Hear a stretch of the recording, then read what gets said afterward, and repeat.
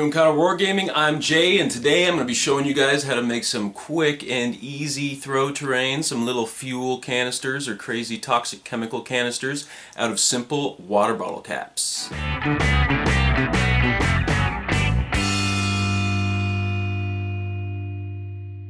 So these are the materials we're going to use to build our little barricades. Now, I've got here a bunch of bottle caps. Those are going to be our storage containers that we're going to stack up to make these little barricades. I've just got a couple of little vases that I cut out of foam core. Again, like I've said in past tutorials, sometimes I just get scraps of foam core from terrain projects, and if I got a large piece, I'll just like round the edges off and save it for a future little throw terrain piece. It's good use of your cutoffs that can't really be used for other things. And then for projects like this, I can just grab a couple out of a bag that I have beside my bench here and go at it. So, to glue the bottle caps together, we're going to use GW's plastic glue, or Citadel's plastic glue. And of course, our standard white glue and sand is going to complete the build. So, let's start building. So, what you see here, I've just been collecting over the last few days. I mean, the majority of us these days drink a lot of bottled water. A lot of people don't trust tap water these days. I'm a fan of government juice, personally. But you don't always have the best tap water in a lot of townships, especially in Ontario here where I live. Luckily, Toronto has some of the best tap water in Ontario, but regardless, a lot of people drink bottled water, and these caps actually are a bad thing for the recycling programs, if you can believe it or not. They would rather take bottles without caps on them. So that's good for us, because that means we get to save all our little caps, and this is what we're going to do with them. Some people use them for painting, you know, as a little palette. You can put a little bit of paint in there or whatever. I actually saved these with that intention in mind, but then I saw, I'm not going to lie, I got this idea from a Pinterest post that I saw, and I thought that is a really good use of bottle caps. So you guys are going to see basically a way to turn what we would consider, most people consider trash, into some really cool 40K throw terrain. I tried using hot glue, I tried using crazy glue, and both of them held, but neither one of them really did the job I wanted them to do. So I found that Citadel's plastic glue is actually the best solution for this.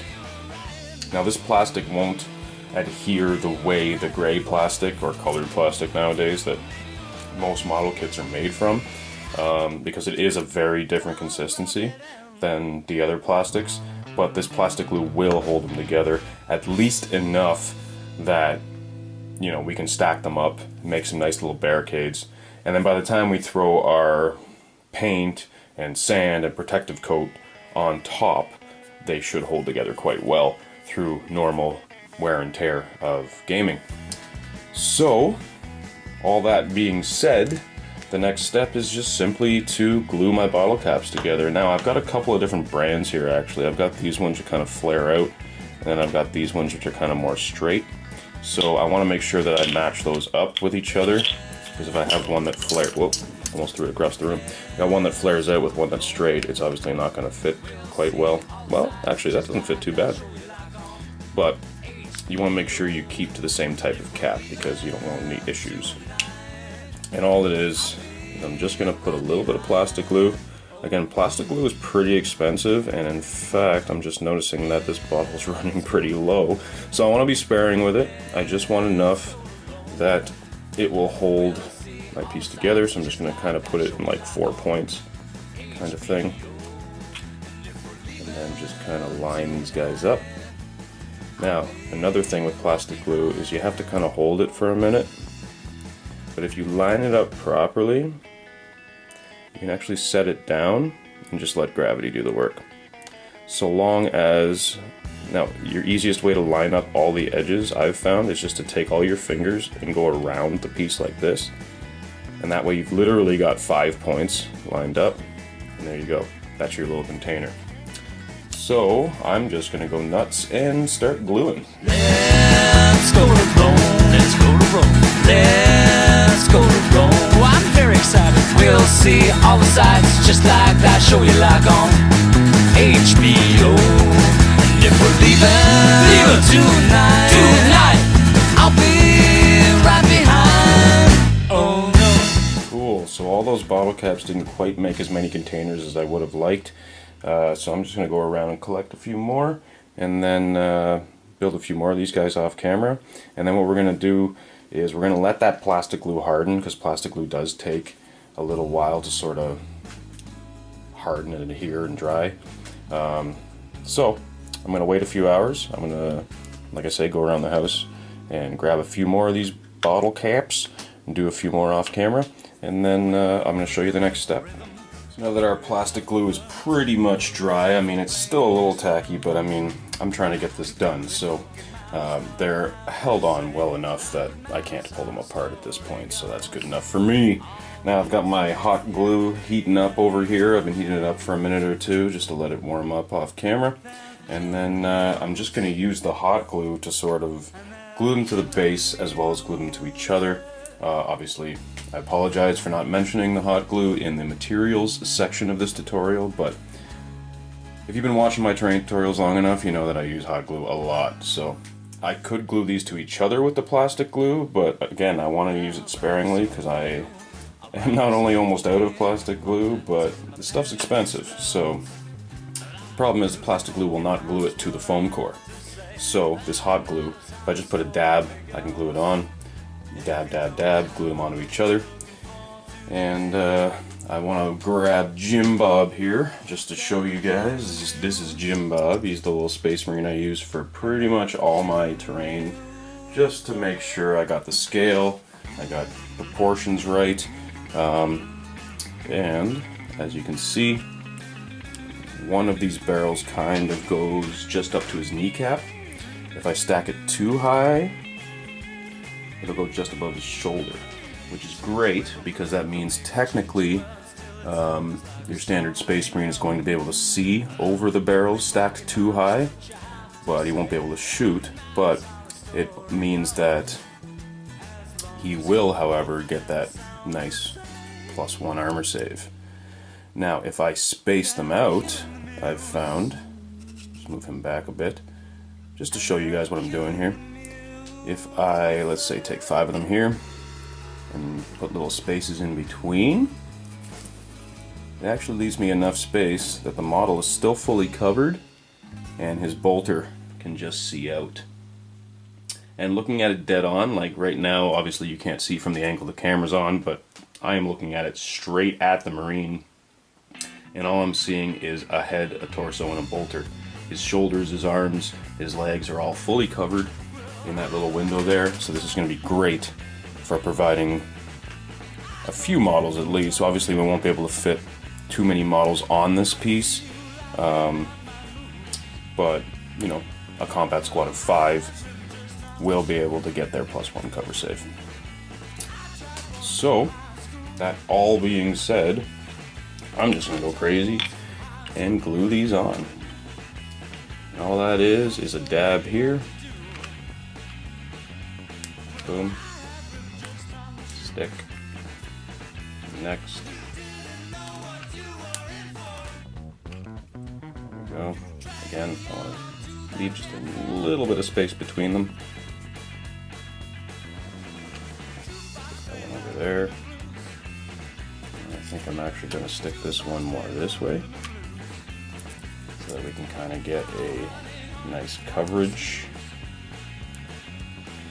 And I can, of course, use these terrain pieces together when in actual gameplay, put them next to each other and create a nice little wall for a unit. Or, you know, just a 1-2 character, maybe put a Vindicator Assassin or something up there.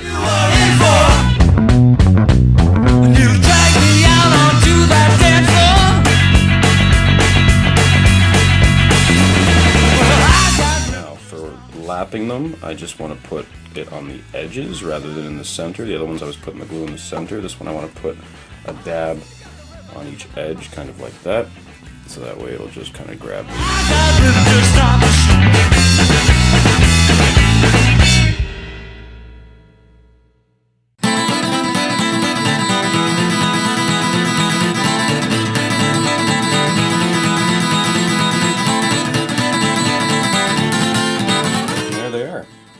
There's our sweet little throw terrain.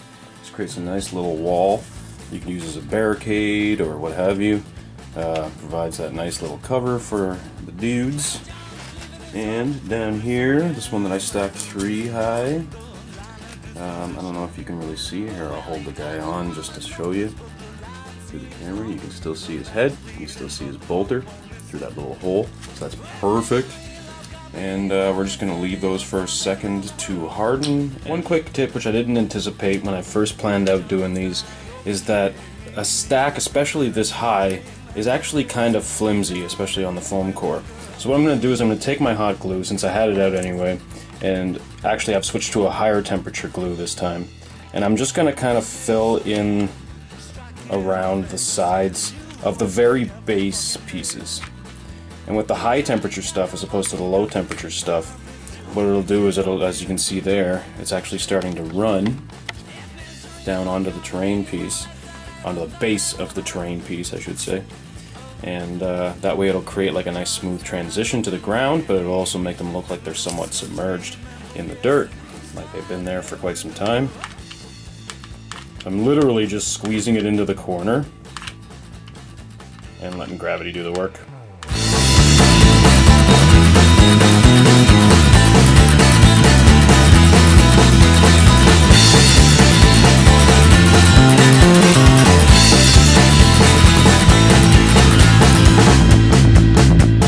Of the foam core here, where it's starting to drip down over the front of the foam core, I can just take my finger and smooth it to actually cover the foam core a little bit. And what that'll do is it'll make it a little easier for me later when I go to put on the glue and the paint and all that kind of stuff, just to ensure that this edge stays nice and doesn't curl as much on me. And yeah, that's that. So it just provides a little stability at the base of it there. And of course we're going to cover this with sand and all kinds of stuff, so you're not really going to see the fact that it's big ass globs. It's going to look pretty sweet when we're done. But there's another detail I want to add first. So now that I've done a nice hot glue base just to kind of sturdy everything up, I was looking at these and I realized they still look like bottle caps. They don't quite look like, you know, gas containers or something like that. Water canteens or whatever they may be. So I've decided to add some extra details just to kind of make them actually look like they aren't just bottle caps. So I've got here these little wooden circles that I purchased at Michael's a long time ago. I purchased all different sizes. This is the smallest size that came in the bag. So I just had them lying around and I just thought to myself, you know what? I should make like a little cap or a spout or something on these just to make them not so much like water bottle caps, but actually like, you know, like I say, fuel drums or something like that. So I've decided to just take some crazy glue. I'm going to put a spot near the edge of each and every one of them, at least the edges that's exposed, and just put one of these down. Just sort of off-center like that. Sorry, I will zoom in a little better for you there and do the next one. There you go. So this part is exposed. Obviously I can't do the areas that are already covered, or else, you know, too late. Too little too late. I'm putting it right at the rim, so that way no matter where I put it on all the other ones, they all at least kind of look uniform. I'm just going to go around and do that. Drink your mind. If it were in my hands, I'd probably let it go. If it were in my hands, I'd probably tear you apart. Like a sponge absorbing a town, too many lives can drag a man down. I'm the black twin. That's that. Adds a nice little detail. I still don't think it's complete though. Doesn't quite seem... They still look like caps with little circles on them. So just to complete that sort of cap, I've got here just a random container of beads that I had lying around. They're just your standard sort of cylindrical beads, and I think I'm just going to glue one on every one of these just to sort of create that sort of cap slash spout. And always with terrain pieces, especially when you're building them out of very simple materials like this, the more detail you add, the better. So in this case, just adding that next level of detail is going to make all the difference in the world. and I'm just doing my best to try and get it as close to center as possible. The crazy glue is pretty instant, but it does give you a second to move it towards the center, and then much like we did the plastic glue, I can just kind of let gravity do its work while it dries. Your stars.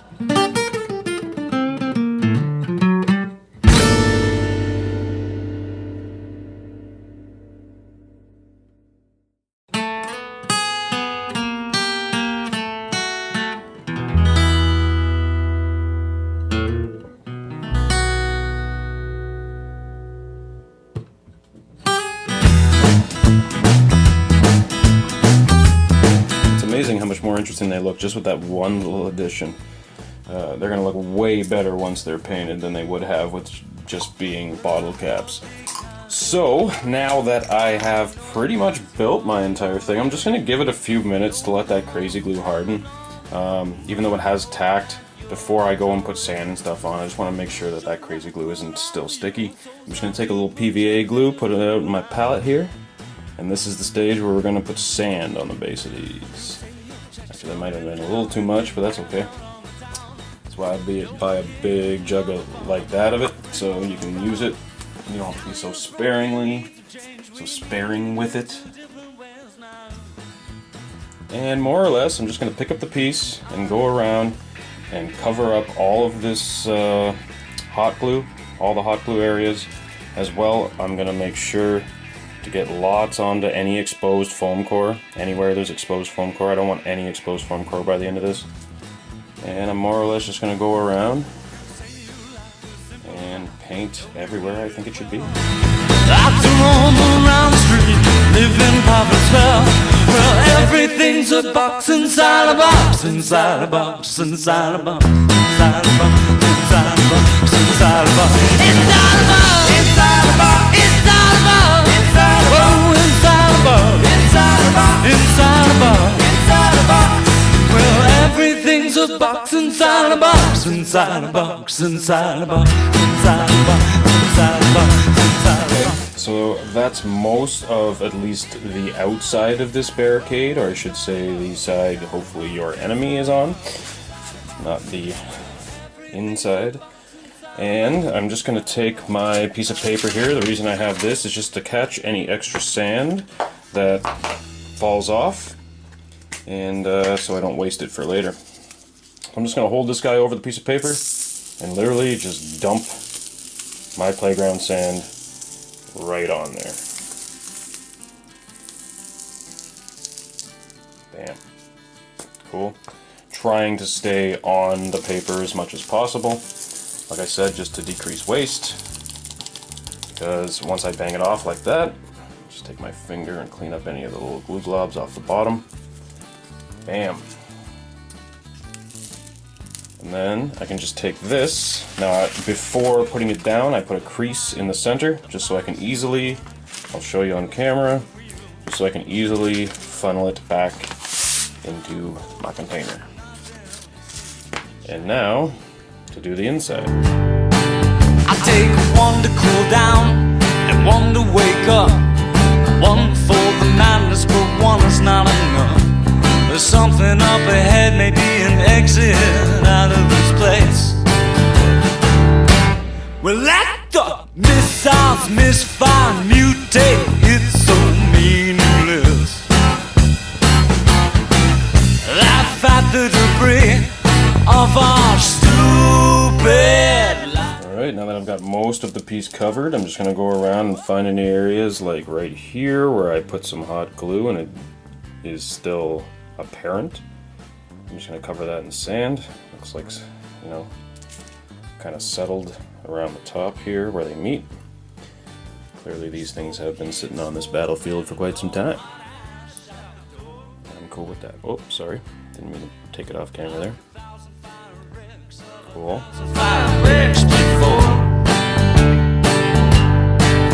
Just broke down, torn down, useless old clown. Finally found himself a new way out of town. Well, let the missiles misfire, mutate, it's so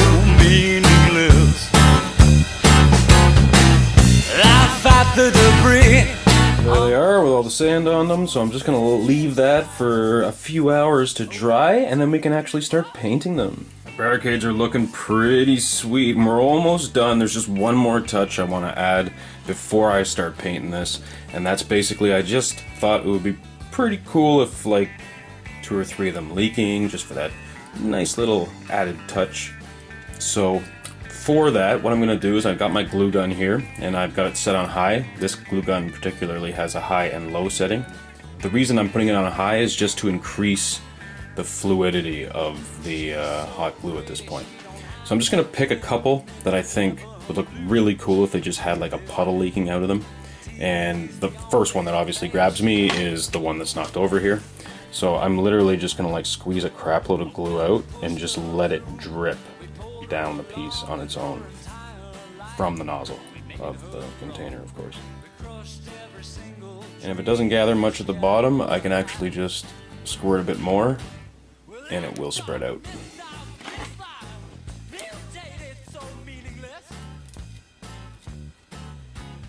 Take off the little barb from the stringy there. Good. In fact, do this again, just because it wasn't quite wide enough. There we go. That looks pretty sick, right? Sorry, it might be hard for you guys to see on camera just because it's clear, but you'll see it once we start painting it. Looks pretty awesome. I think I want this one here leaking as well. So again, I'm just going to pile it right up and just let it drip down naturally. Create that natural appearance of liquid pouring out, an extremely thick, toxic liquid. Alright, so it's settling there and it's not going to pool out to enough, so I'm just going to squeeze a bunch right there and let it complete the pool at the bottom. Awesome. That looks sweet. And I think I'm just going to pick one out of this stack of 6 here. Maybe I'll make it the... Should I make it the front one or the outside one? I'll make it the outside one. There are no such things as coincidence. Squeeze a whole bunch at the very bottom just to increase the size of the spill, the puddle that is forming.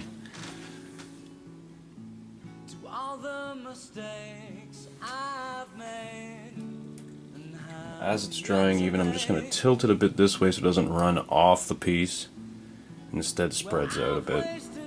However much gravity wants to take it. But I give thanks to the change that brought me here. Alright, I think it's starting to harden. I think we're pretty good. Cool. So that is basically it for building these things. So let's start painting them. Sweet. So now that the hot glue's dry, I actually off camera, just on the spur of a whim, decided to make this pool that was coming off here. I thought it didn't really look right, so I decided to make it much bigger and actually pouring off the terrain piece. And that was simply just squeezing more and more hot glue until it just kind of pulled down. Now, my hot glue gun actually came with this cool little like silicone, I guess it's silicone or Teflon or some non-stick material to catch the drips that come out the front, and it just peels off and with no effort, so it doesn't stick. You know what I mean? So this actually allowed me a flat surface to allow this to pool off, and then as it dried, I actually pushed the piece into the pool so that it kind of gathered around the sides and has the most adherence to the surface. I don't know how else to put that. And then once the glue's dry, you literally just have to pick it off. It doesn't even stick at all. And as you can see there, it's lapping a little bit under the bottom because, like I said, once it all poured down, I actually held this in place and pushed the piece into the glue, making it sort of conform to the side of the terrain piece so I get as much contact surface area as possible. So, putting that little guy aside, we're going to get into actually painting these. So I've got here my Rust-Oleum Painter's Touch Satin Espresso. Now, I've used this paint on many terrain pieces that you've seen on this channel as a base coat. I like rust paint because it adheres to pretty much any surface. It'll adhere to plastic, it'll adhere to glass, it'll adhere to wood. It does a good job of sealing in the sand, because like I say, it's rust paint, so it's meant for sort of painting a rough, granular surface. So, in this terrain piece, I have plastic, I have glass, I have wood, and I have sand, so this is the best stuff to use. Plus, the majority of the colors we're going to be using on this piece are going to be with a brown base, right? So it's the best paint to use for the base. The base coat, that is. So I'm just going to take a crappy dollar store brush and paint right out of the pot. I don't want to thin this, I don't want to do anything to it, I just want to paint right out of the pot. And I want to make sure I do like a stabbing action, especially on the sand, because I want to make sure I get between every rock, between every grain, because if you don't, you'll have the sand color continue to show through. And it's okay if you do a second coat. In fact, a lot of the time it's a good thing to do a second coat. But I want to try and get it done in one, because I intended this terrain project to be a one-day project, and I'm going to get it done today. Just so you guys can have it all in one video, instead of the standard 2-video situation, where I usually build one in one video and then paint it in the next video. Today I want to give you the whole package. So, as you can see, that's what I'm doing, and I'm just going to go at it. A brown hole.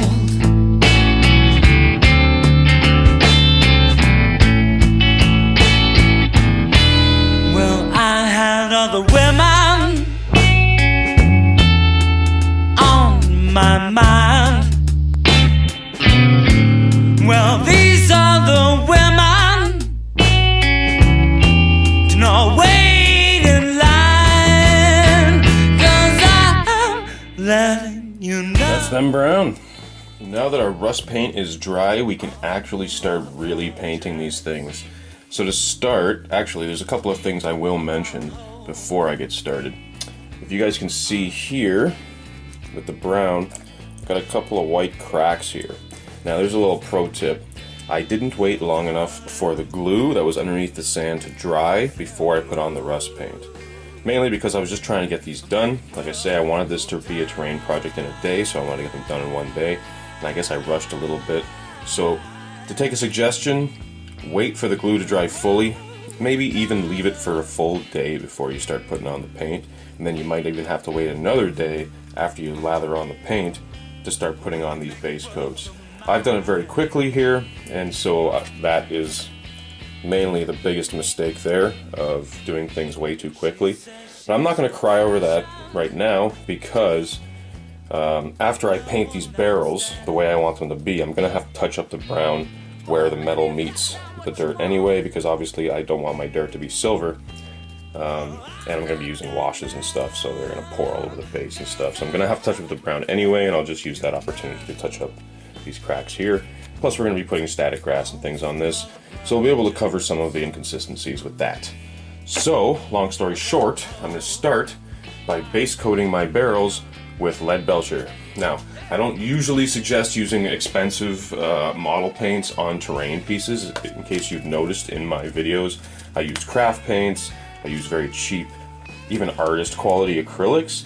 But I try to stay away from Citadel and Vallejo and stuff like that with terrain pieces, just because it usually requires a large volume of paint. And of course, like I say, these things are like $5 a bottle for this little tiny bottle, right? Whereas even the artist quality stuff that I use, the Liquitex, is $5 for like a big, huge tub, which is like, 10 times this.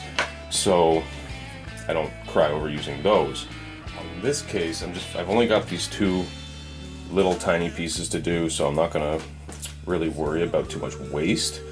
And also, you will not find, at least I have not found a good metallic that's not made by one of the major model paint companies.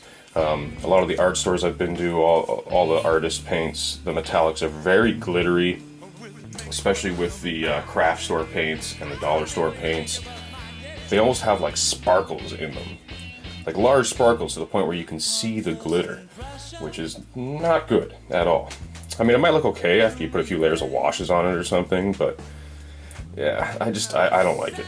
Whereas this lead belcher is an absolutely beautiful metallic, and it's gonna look great on these guys. Man, I'm letting you know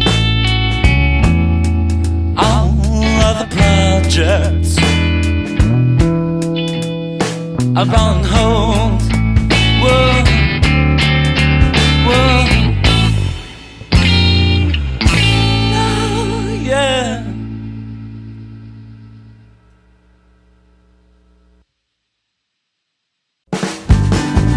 There you go, all silver. So our silver should be dry now, and basically, because I've done that some of these are buried and stuff like that, I don't want to leave them just straight silver, because obviously if they're buried under some dirt and they've been leaking for a while, they've been there for a while. So, just to add a little bit of aging to them, without doing anything super complicated, we're just going to throw down some Agrax Earthshade.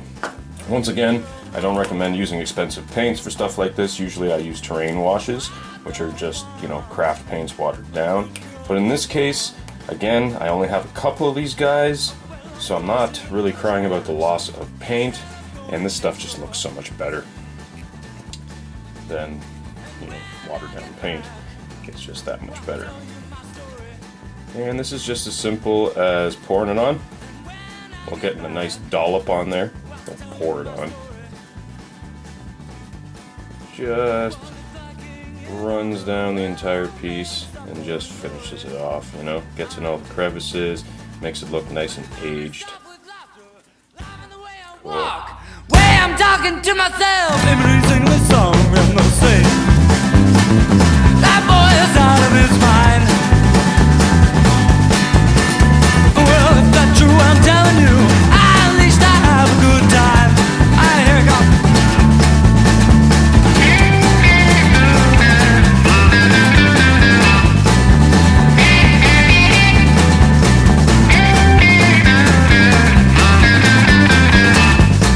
About these washes is that sometimes they run off a bit, so once I've washed the entire thing, I'm actually just going to go back and just put a little bit more on the flat top surfaces of these barrels, just because the majority of it has run off.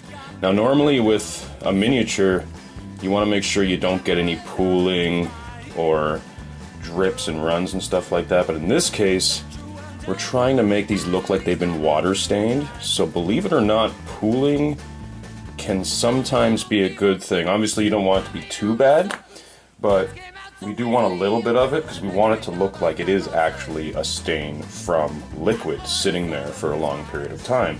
So the more liquid looking that stain is, the better, in my opinion, in this particular circumstance. Obviously not with your normal miniatures, but something like this that has been static for a long period of time and just experienced rain after rain after rain, we want those liquid pools of rust and dirt. So there you go. We got the Agrax on there. Now this stuff's going to take a little bit of time to dry, so I'm going to come back to it once it has dried. So our wash is fully dry, and at this point I just want to add a final touch to these. As you can see, they're pretty nicely weathered. Take a good look.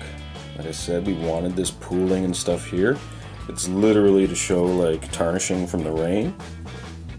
I think they look friggin' awesome, but they don't really pop yet. And a very simple technique will take care of that. So I've got my base coat, the lead belcher that I used originally to base coat them. And then I'm just gonna dry brush some lead belcher on top. Now I want it to be a really light dry brush, and I want to be very precise with it because I don't want to delete a lot of the weathering that I've done. I just want to grab all the edges of it. So for very light dry brushing, I try my best to have 2 paper towels in front of me, just because the first one I kind of wipe off the brush, and then the other one I check to sort of see how heavy it actually is. So I actually want a little bit more paint in my brush right now than I do currently have. Alright, I think that's good. And I've just got here a worn out large brush.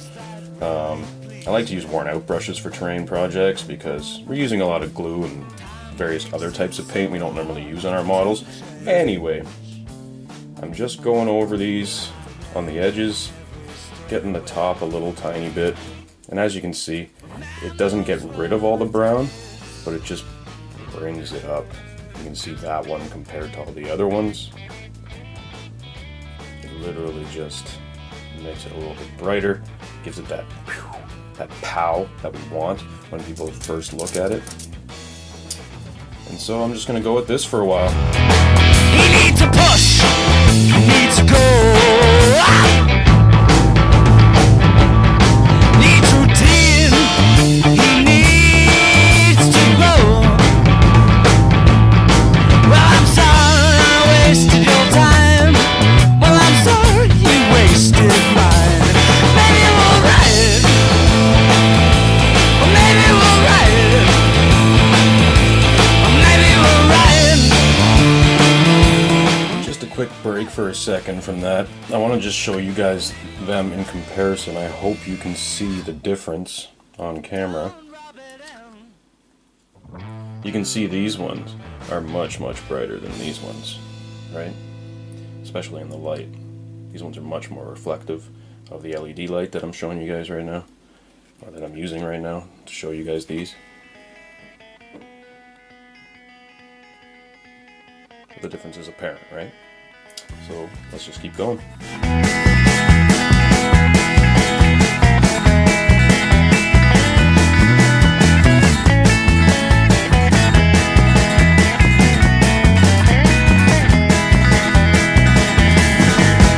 Let's go to Rome. Let's go to Rome. We'll see all the sights just like that show you like on HBO. If we're leaving tonight. There we go. Before they were just kind of, they were weathered thoroughly, but they were washed out, you know? Now they just go pow, and it was super simple, just putting the original base color on top. They still look nice and weathered. You can still see the Agrax Earth shade really coming through. It's just all the edges now are just brought up back to that original metal. We could dry brush on a lighter metal now, and even lighter dry brush on top, just to really make it go pow, but I'm going to be doing a lot of other work with foliage and stuff, and of course we're going to paint these globs to look like some crazy ass chemicals that are leaking out. So there's going to be a lot of other very eye-catching details to this very basic piece. So at this point I'm considering the metal done, and we're moving on. So the next step then is going to be touching up the brown anywhere on the sand where I've got metal. Also, obviously I've had some pooling on my base that has discolored it from the original brown that I wanted to use as the base of the ground, as well as the cracks that I pointed out to you earlier from not allowing my PVA glue to dry fully before I put on the original coat. At this point, everything should be fully hardened, and putting on this next layer is only going to help protect it more.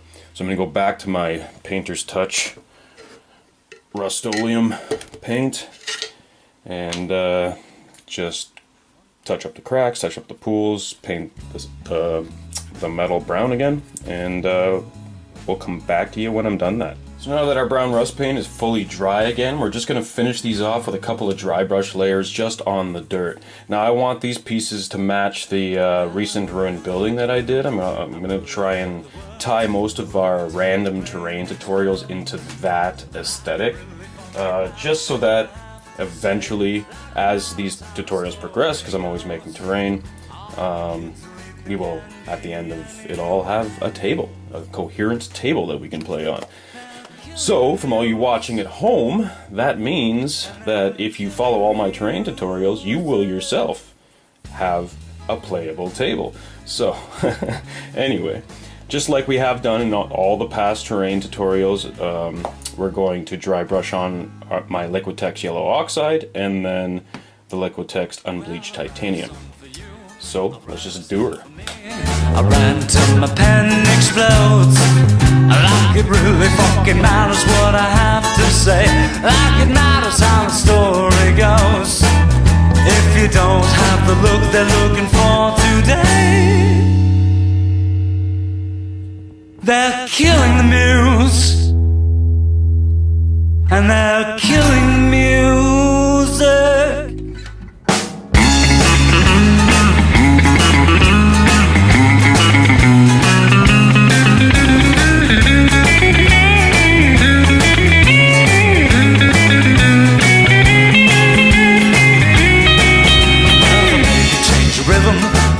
change the world, still it sounds like a song they know.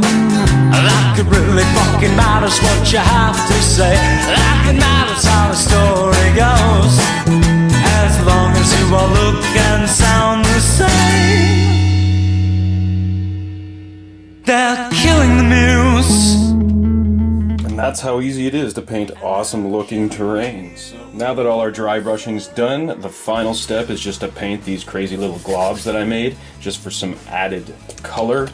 And I've decided to use purple for this because there's going to be a lot of green in this piece already. I don't want to really do the bright green.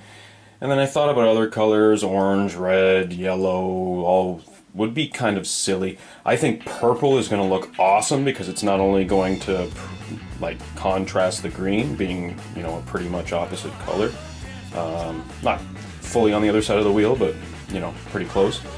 And yeah, so for that, I've got 3 different shades of purple here. I'm just going to do very basic layering for this. I'm not going to go crazy and do like all this crazy ripple details and stuff like that. It's just a small throw piece that I wanted to be done very quickly. So we are still going to use 3 layers because with everything we paint, at least when it comes to tabletop quality miniatures, you do 3 colors, each with 3 layers. So in this case, we've got the metals, we've got the browns. The brown had 3 layers, the metal technically had 3. Like I said, I could have done a lighter dry brush again before I did this, all the dirt, but I decided not to for whatever reason.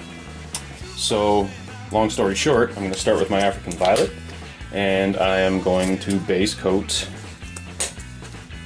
the globs.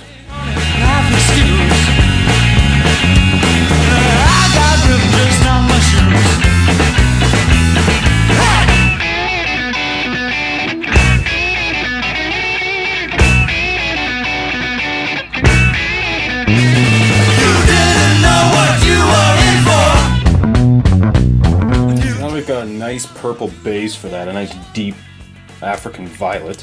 I'm going to take this deep lilac and just do sort of an in-between layer. Now the point of this is to kind of make it look like it's glowing, but we don't want to like go all out making it like this crazy.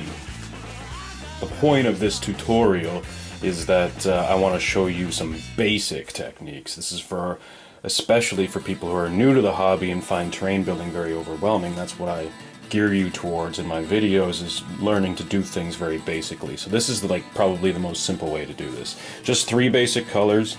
So now I'm on color number 2, and more or less I am just going to sort of pinpoint the edges of the pouring liquid.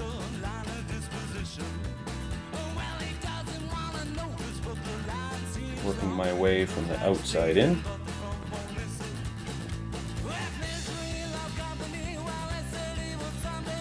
And then just kind of hit any sort of raised areas, just to create that look of a sort of stream that's pouring. Does that make sense to you guys?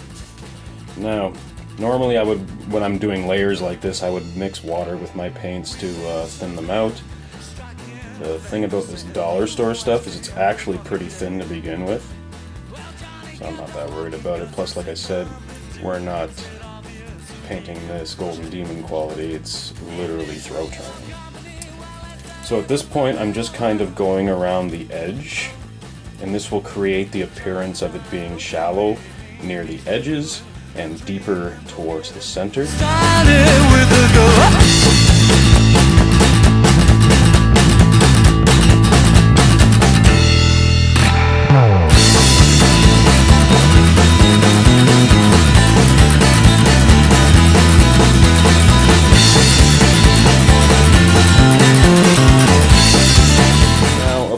It does look kind of weird that the stream's pouring in and it's only glowing around the outside, so I want to maintain some of the depth of the deep purple in the center, but I also want to make it look like it's actually pouring into this, so I want to kind of reach out from the pour into kind of the center of the pool.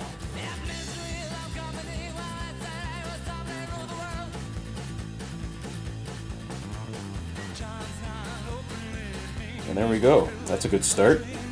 Moving on to the next one. Started with a girl. Times wide openly, mean needs fulfilling. The dream and forget it. Started with a girl.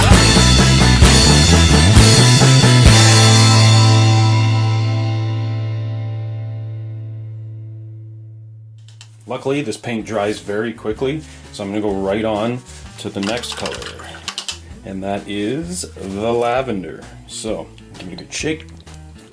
This is going to be the final highlight for our purple, just to sort of give it that glow. As you can see, it's a very light purple. Sorry, you probably can't see it very well on camera. So there's the difference between the three shades. This one looks almost white, right? So, let's get her on there. And just like before where I stuck to the edges, this time I want to basically highlight the insides of the deep lilac. Yes, that was the name of the color. Just to sort of make it look like it's got this glow to it. Be very precise. Only get the insides of where you did the deep lilac. Don't put it anywhere else.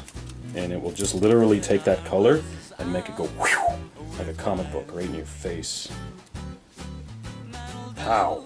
For today, but there's so much more to taste. You drank yours, now you're drinking mine. If it were in my hands, I'd probably let it go. If it were in my hands, I'd probably tear you apart. Like a sponge absorbing a town. Too many lives. That's about as good as it gets. So, I don't know if you guys noticed, but I almost did more of a dry brush than a highlight, and then with that final one, and then went back over it again in certain areas with a little bit of a heavier dry brush. Just to sort of creates that blend without the use of thinning our paints and doing like a million layers, or using an airbrush, which would have been much more appropriate. But I got pretty much the results I wanted. I mean, they're not amazing looking, but you can see they look pretty damn good. I'm happy with that. So the next step then is to gloss varnish them. So I've just got here a little bit of hard coat. I don't have a whole bunch left, so I hope it's enough to do these, but I'm just going to finish them off with this, just so they don't look so opaque and have the appearance of liquid. So, just using my palette, literally all you have to do is paint this stuff on top, and then just make sure not to get it all over the rest of the terrain piece. Just on the liquid. Your stars.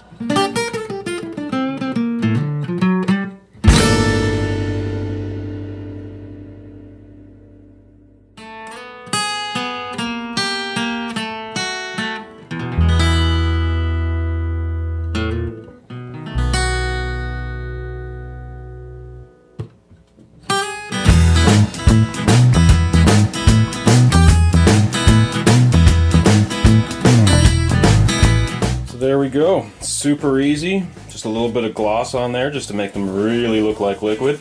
And then the final step is just going to be add some grass to this piece. Sweet, final step. So now that our gloss varnish is dry to the touch, I can touch it without it sticking or showing up the fingerprint or anything.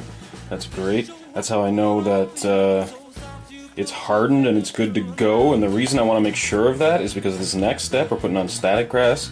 And I want to make sure the static grass doesn't stick to my liquid. I want to make sure it only sticks to my PVA glue. So I've got here some PVA glue. Just going to squeeze a bunch out on my palette. Maybe a little bit more than that. I'm going to put a lot of grass on these. Like I've said before in past terrain tutorials, when people just put like spots of grass around a terrain piece, it looks really funny to me, because you're generally not going to get just like small little spots of grass. You're going to get a lot of grass when it grows in large areas. So I've got here 2 different colors of static grass. I usually use 3, but I've just got 2 handy right now. I've got like 4 or 5 different colors, but the other ones won't blend in with these very well. So I've got here sort of a bright green, that's sort of general GW stat, what they actually call static grass, I suppose, color. It's actually the Gale Force 9 stuff. I've just put it in a Citadel container because it's just easier to work out of this size container. And then I've got a more vibrant green grass, the equivalent of Citadel's Glade grass, that more bright green. It's not really bright, this one's brighter, but this one's more vibrant, if you know what I'm trying to say by that. So, I'm going to start by taking my terrain piece and just putting PVA glue anywhere I want there to be grass. So I can even use this stage to cover up any areas of my dry brush that I didn't really like, that I'm not really happy with, that either I put it on too thick, or I put it on too thin, or what have you. Any inconsistencies in the piece, in the base of the piece at least, that I don't really want people to see, I can just cover up with static grass. So it's a great way to hide your mistakes, and it just creates a next level to the terrain piece. So, let's go at it.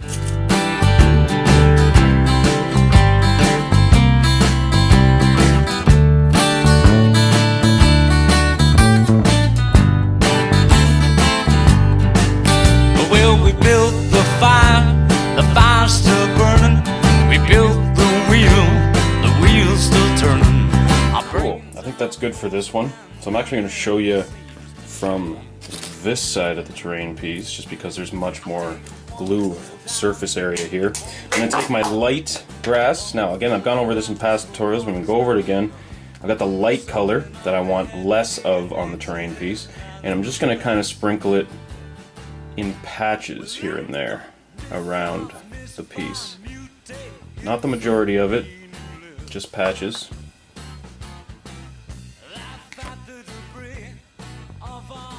Mostly in the center of my glue globs, or my glue areas.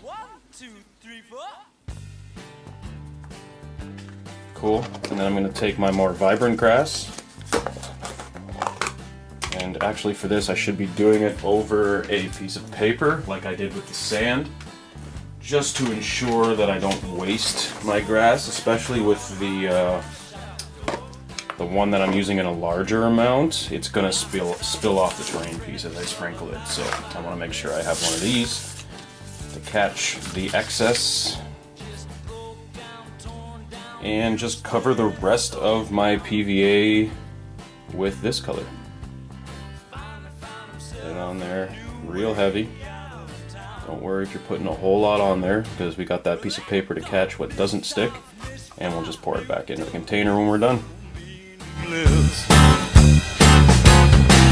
I fight the debris of our stupid lives. 1, 2, 3, 4. Now that I've got it all over there, I'm just going to turn her upside down and tap the bottom. Make sure everything shakes off real good. There's no loose pieces still on there. And then I'm just going to go over my water liquid area and just make sure I use my finger to scrape off any of the static grass which might be sticking to that. Because even though the gloss is dry, with it fully dry, it shouldn't stay on there. It does still have like very high friction, and with this stuff being staticky, it's gonna want to stick still, or just linger on that part, and I want as little grass on that as possible. So there you go. Actually, I'm gonna sprinkle a little bit more here where too much fell off. Just take the stuff off my paper. Cool. Again, tap her off. Make sure my ooze is clean. Clean ooze. What? There you go. That's that piece done. I'm gonna go on to the next one. Stupid lives, just frozen brains, just frozen brains, just frozen brains, just frozen brains. Well, we built the fire, the fire's still burning. Just frozen brains. We built the wheel's still turning. We got frozen brains, and nothing seems to change. Frozen brains, and nothing seems. So that's it. There's our pieces fully complete. I just put Jim Bob on there to show you guys the proper scale and how it looks when they're finally done. Obviously, I still have to wait for the PVA on the static grass to dry, but because you can see the white right now, but you won't. When it dries, it will be clear, and you'll see the brown through the static grass, which is just going to look absolutely amazing. I really like the way these globs turned out, the way the leaks turned out. They look awesome. It's amazing what you can do with some water bottle caps and some basic hobby supplies, eh guys? So I hope you guys enjoyed that video tutorial. I had a lot of fun making that. I had seen the idea online and I thought, wow, bottle caps, that's crazy. I could make some awesome throw terrain with that. So I did, and I gave you guys a tutorial of it. So the point of these tutorials is so that you guys can see that we can literally take trash and turn it into treasure. Not only does this allow us to make some awesome looking terrain, but it allows us to do it without spending any money. Plus it's good for the environment. I mean, literally, we have taken stuff that would have gone into a landfill and turned it into awesome scenery for our gaming tables. I think these little barricades will make a great addition to our battle reports in the future. Hit the subscribe button, hit that bell notification there so that you will know when our videos come out, so you can check out all the terrain tutorials in the future. Also, if you really want to contribute back to what we do here at Encounter Wargaming, if you like our videos so much that you want to see a whole lot more of them, please check out the description below and check out our Patreon campaign. For as little as $1 a video, so $1 for these videos that you're already getting for free, you get extra video content, behind the scenes video content that we only give to patrons. Now we're offering a discount off thewarpainter.com, so you can get all your hobby supplies at 10% off just for being a patron of ours. And there's plenty of other perks that are all listed there on the Patreon page. So check that out in the description below, guys. It goes a long way to help us here at Encounter Wargaming bring you the content that you love, and we'll see you at our next encounter.